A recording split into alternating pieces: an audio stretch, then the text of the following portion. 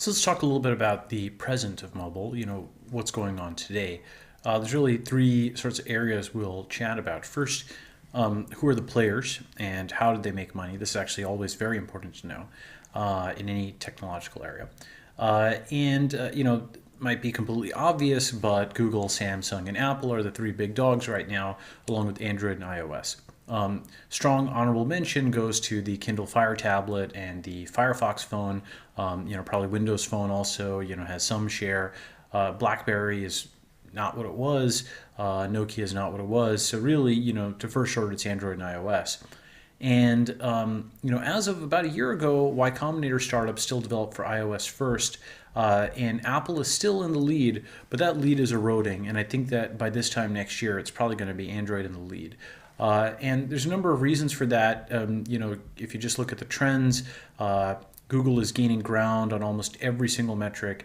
The Samsung-Google combo, Samsung just recently passed Apple in profitability.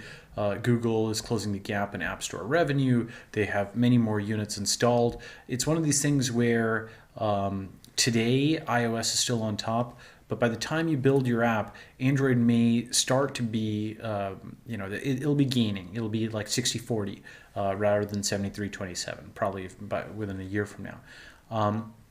So that's kind of a little bit of a pain as a situation, because do you build for iOS or do you build for Android? So the answer for this class is you build for neither. You build for mobile HTML5 and you get on base on both platforms. Then you can choose which one you want to build a native app for, and we'll talk about your decision criteria later.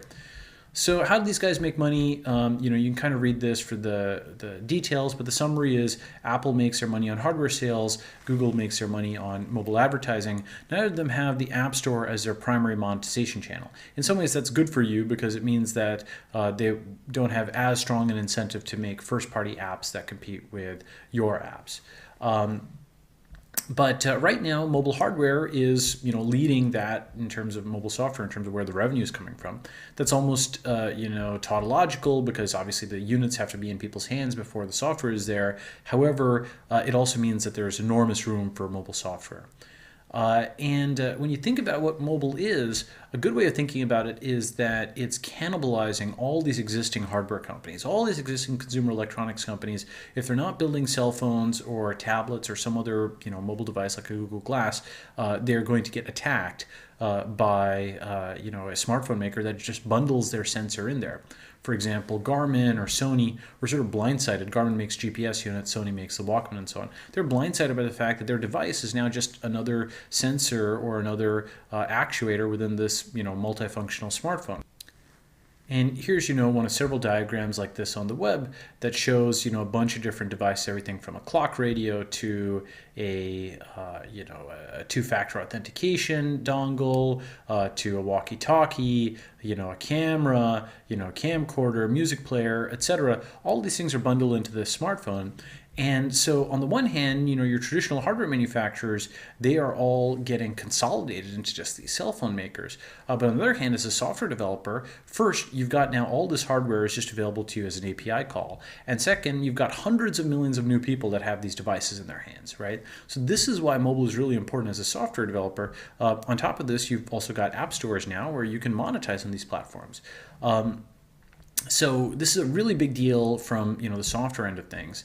And the combination of these things, the just sheer rate of growth of mobile, as well as how it turns everything into a software game, really should constrain your business strategy. If you're doing a startup today, you really want to think once, twice, three times about how you can have a mobile app as the very first thing that you build for.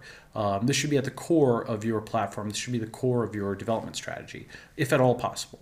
I mean, don't force it, but if there's any way that you can vector your business around to have a mobile app first, this will be an advantage for you because it will invalidate any incumbents' assumptions. If they haven't built it for mobile on day one, it's just not going to be as useful. And so, the reason this think mobile constraint is good is it'll start you, thinking in the direction of things that will give you some competitive advantage.